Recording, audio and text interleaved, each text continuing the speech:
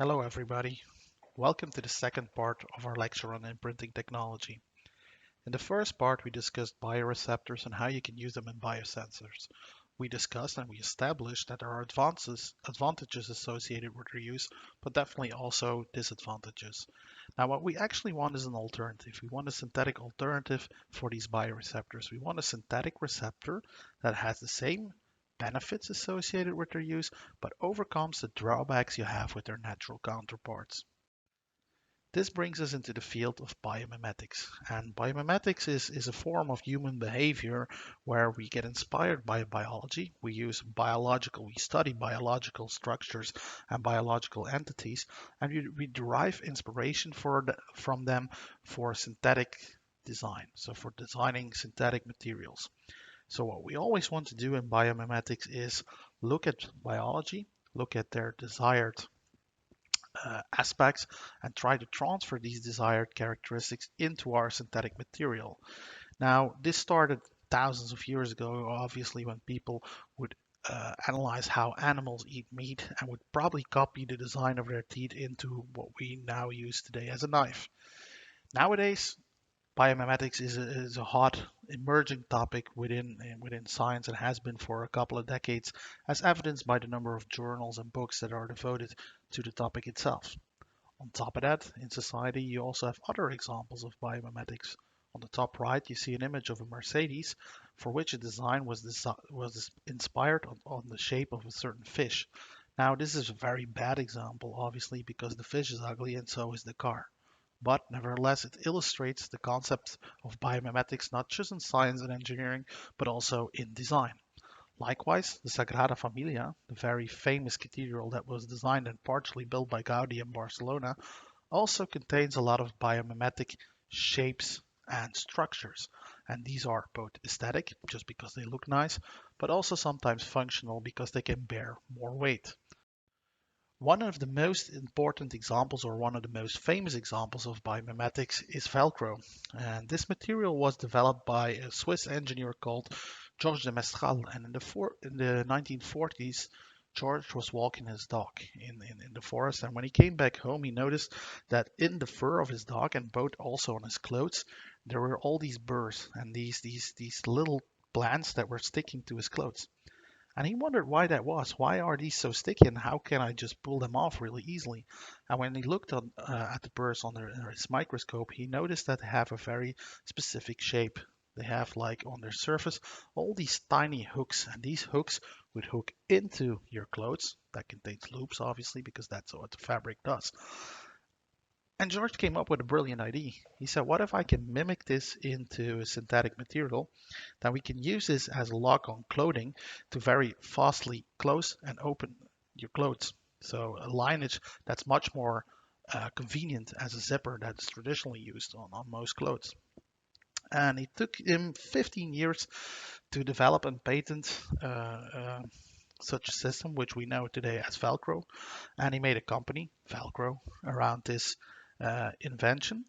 And at first, it wasn't really popping off because people said, like, I mean, this looks way too ugly to put on clothes. So eventually, his breakthrough came when NASA was looking for a way to open and close spacesuits very fast and very easily. So he implemented his Velcro invention into these NASA spacesuits.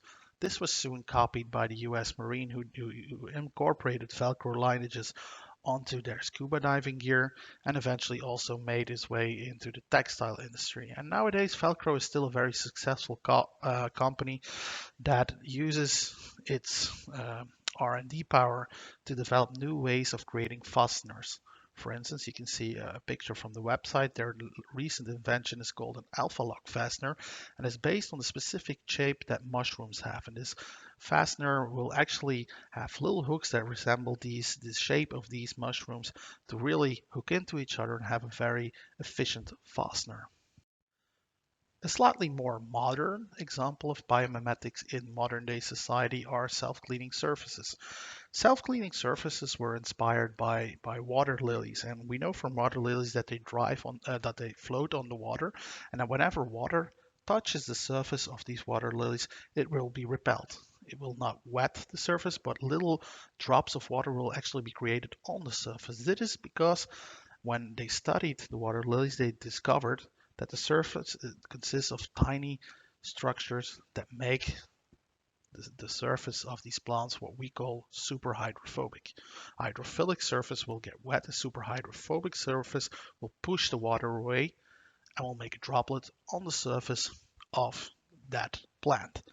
Now what people did was they copied that design, that typical structure water lilies have, into synthetic material they use for floor lining. Now the interesting characteristic that this has is that it's super hydrophobic. That's one, right? When you throw a bucket of water on a carpet, the carpet will get wet and will be useless after a while because fungi will grow in it.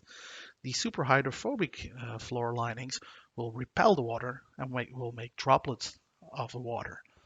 And an interesting additional characteristic of this system is that any dirt that might be on the surface and that is soluble in water will dissolve inside these spherical water particles that you have on your surface. So the only thing that's left to do is just take them up, remove the droplets, and your surface is clean. So this is an excellent example how you can use biomimetics in everyday life. Another very famous example, and relatively modern example, although for you it might be ancient history, are the so-called shark suits that were invented by Speedo about 15 years ago for swimmers. And Michael Phelps and other athletes used these type of suits during the Beijing Olympics. And these suits have a structure that's similar to the skin of sharks and are therefore called shark suits. And the skin of sharks consists of a pattern that makes these animals more hydrodynamic, reducing solvent drag around their body and making them more hydrodynamic, faster in the water.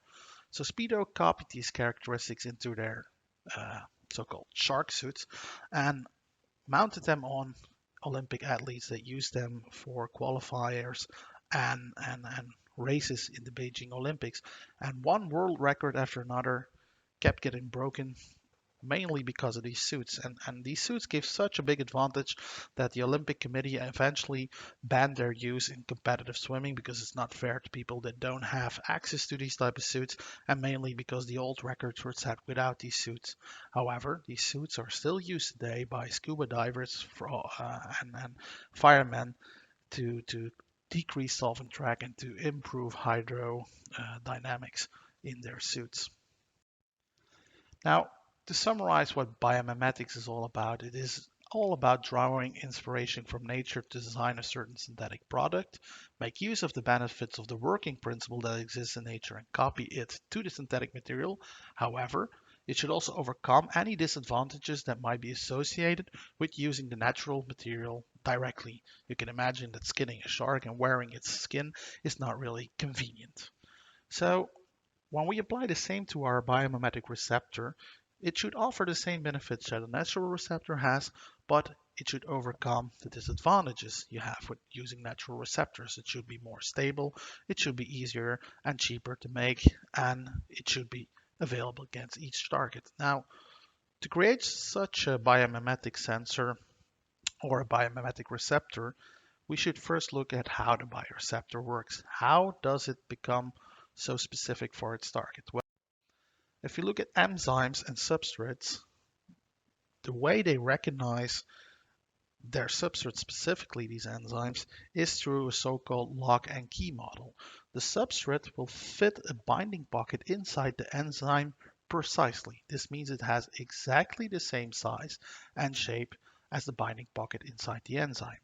On top of that, on top of this functional or this structural complementarity between the binding pocket and the substrate, there's also a functional match. You have distribution of chemical groups that will specifically interact with chemical groups on the enzyme. This means that when a similar molecule with a similar shape would enter the enzyme, it could not bind to it. So you create a key and lock system. There are many keys that have the same shape as our specific key. They can fit the lock, but they can't turn the lock. They can't open it. And this is how an enzyme will specifically interact with its target. It will offer a binding pocket that has the correct dimensions, but it will also offer chemical groups that will interact with the chemical groups on specifically that substrate. The antigen-antibody interaction in our human body is just the same. It's like having a jigsaw piece and a matching jigsaw piece to create a puzzle. That's exactly how antibodies work. They are consisting out of multiple areas, and the areas that interact with the antigen are actually called fragment antigen binding sites or Fab sites that are on the antibody, and they will create a perfect match with a certain epitope on the antigen that they want to detect, that you wish to detect. Now, again, size and shape are important, but more important is the exact functionality that this has. Therefore, an antibody towards a certain chemical will only bind that chemical and will not bind to chemicals that are similar in shape, are similar in size, but have different chemical functionalities. So what we need to do is we need to find a synthetic receptor that does the same, that has the same binding sites for their target, but don't and also interact with them on a molecular level. Now we found a solution, and we found that solution in analytical chemistry in an application called column column chromatography. And in column chromatography, what you have is you have a column, and in this column you have a stationary phase. This can be something like sand or alumina, and onto that stationary that stationary phase, you load your sample. You mix that sample with a mobile phase, and you let the mobile phase run through the stationary phase. So your solvent will drip into the sand, for instance, and molecules that are inside your sample that will strongly interact with the column will very slowly move through the column, while other components in your sample that have only a weak interaction with the column, with the stationary phase, will very fastly elute from the column. Now, if you just take the elution at different time frames, you can separate weakly interacting molecules with strongly interacting molecules. Now, typically the stationary phase, like I said, is just sand and separates these molecules based on their size. You can also have aluminum and exchange them based on the amount of charge they carry on their surface. But you can also use what we call molecularly imprinted polymers. You can use synthetic receptors that have a high affinity for their target and will specifically retain their target while not binding anything else. Now, these MIPs are very easy to create. What you have in polymers is always that you start with a monomer, which is a building block, and these building blocks will just repeat themselves and will connect to each other to form a so-called polymer. Poly meaning a lot, mer building stone. So you have multiple building stones connected to each other. Now, what if you let these monomers connect to polymers, which is basically a plastic, and you would just like mix your target inside the polymerization mixture? So what happens is through self-assembly, these monomers will couple with each other, but will also copy your template in. Eventually, a plastic will be formed and will form a dense matrix around your templates. When you remove your template, which is the target you wish to detect, you will get like a bowl of cheese with holes inside of them that are binding pockets that are exactly complementary in size and shape to your template, but because you started making the polymer and you started connecting the monomers chemically to each other during polymerization, these monomers will also have interacted chemically with your target. So your template will form bridges with your monomers, with your polymer eventually. And these can be non-covalent interactions, covalent interactions, semi-covalent or coordinative interactions. But in any case, this will leave you with a material that contains binding sites, microcavities, to which the template will fit and also bind. So whenever you expose such a receptor to a solution containing a target or a molecule that's similar to your target, the molecule that's similar to your target can roll into these cavities but will not bind to the cavities and can be easily washed out. Your target, however, will not only roll into the cavities, they will actually bind to the cavities. And in this way, you've created a system in which you can specifically detect your target in a very specific, size dependent, but also functionality dependent manner. So actually, you created a system that's very similar to what you have with antibody antigen interaction or enzyme substrate interaction. On top of that, you can tailor them to specifically detect their target to more or less extent, mimicking the affinity they have for natural receptors. On top of that, it is easier to make them, they're robust, they're resistant to our changes in pH, temperature, and pressure. Of course, they're just plastic. And because they're just plastic materials, they have a very long shelf life. They degrade very slowly over time, but you can keep them for much longer than you can keep an enzyme-based receptor on the shelf. On top of that, a final advantage is that polymer technology has been something that has been developing over many decades. And despite there are issues with sustainability nowadays, it's a highly technological field which makes synthesis of these type of monomers actually child's play. It's relatively straightforward, it's very low cost, and it's easy to scale up to large scale production. And in this way, MIPS mimicking antibodies, mimicking enzymes, and being incorporated into biomimetic sensor platforms is a perfect example of how you can use biomimetics as an added value in your technology, in your engineering. And that's what we at the Sensor Engineering Department have done for the past 10 years. Thank you for your attention.